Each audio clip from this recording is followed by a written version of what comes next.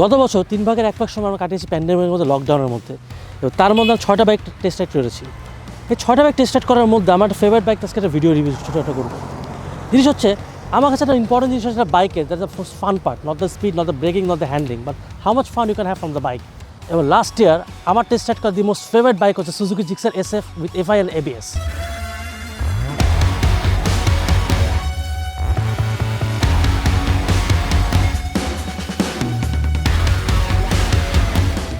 যখন নতুন Gixxer SF নিয়ে বলতে হয়, সবার আগে বলতে এটা লুকস নিয়ে। আগে XF-টা it was a bit of round shape, it wasn't the prettiest machine on the planet. This one had a new concept, it is much more sharper, much more bolder. বাইকটা আগের থেকে একটু বড়। এই বাইকটার সবচেয়ে আকর্ষণীয় দিক হচ্ছে বাইকটার হেডলাইটের ইলুমিনেশন পাওয়ার ইজ ফ্যান্টাস্টিক। বাংলাদেশের যে কোনো রাস্তা চলাচলের জন্য আমি মনে করি হেডলাইটটি উপযোগী। Another new addition to this bike is a 3-part handlebar. এই 3-part হ্যান্ডেলবারের কারণে আপনাকে বাইকটা অনেক স্পোর্টি ফিল দিবে, বাট এতে করে আপনাকে আনকমফোর্টেবল রাইডিং পজিশন দিবে না, যে কারণে আপনি কবজিতে বা ঘাড়ে ব্যথা পাবেন। বাট হ্যাঁ, এটার কারণে ওরা টার্নিং রেডিয়াসটা কোনোভাবে কম্প্রোমাইজ করেনি। টার্নিং রেডিয়াসটা আগের মতো অনেক স্মুথ এবং অনেক বেটার। এই বাইকের ভিতরে অ্যাড করছে স্টিফার ফ্রন্ট সাসপেনশন, যেটা হাই স্পিড ব্রেকিংয়ে বা হাই স্পিড কর্নারিংয়ে অনেক হেল্প করবে। বাট আপনি যখন হাই স্পিডে করে একটা গর্তের মধ্যে পড়বেন, পটহলে পড়বেন, সেক্ষেত্রে হাতের কবজিতে ব্যথা পাবেন।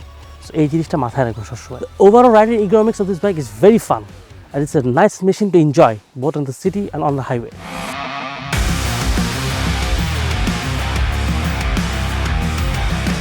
নতুন জিক্সার SF এর সিটটি আগে থেকে অনেক প্রশস্ত এবং আপনি শর্ট ডিস্টেন্স হোক বা লং ডিস্টেন্স হোক, রাইডার এবং পিলিয়ন উভয় খুব কমফোর্টেবল রাইড করতে পারবে।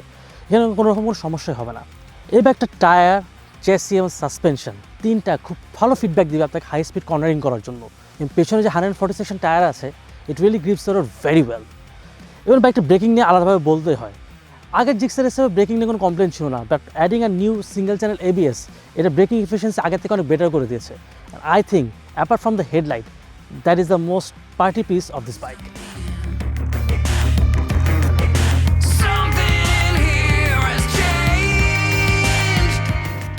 অনেক একটা কমপ্লেন করবেন FI সিস্টেম দেওয়ার কারণে বাইকটা রনেস কমে গেছে কিনা।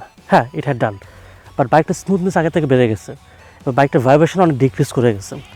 যতটুকু ভাইব্রেশন আছে সেটা 7000 RPM চলে আসে, যেটা হালকা আপনি ফুট ব্রেক এবং হ্যান্ডেলবারে ফিল করবেন। That's very minute.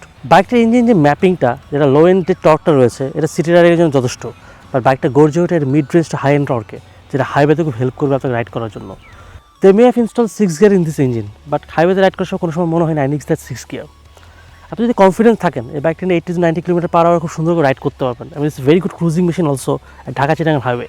এই বাইকের থ্রটল খুব রেসপন্সিভ এবং the vibration is very minimum.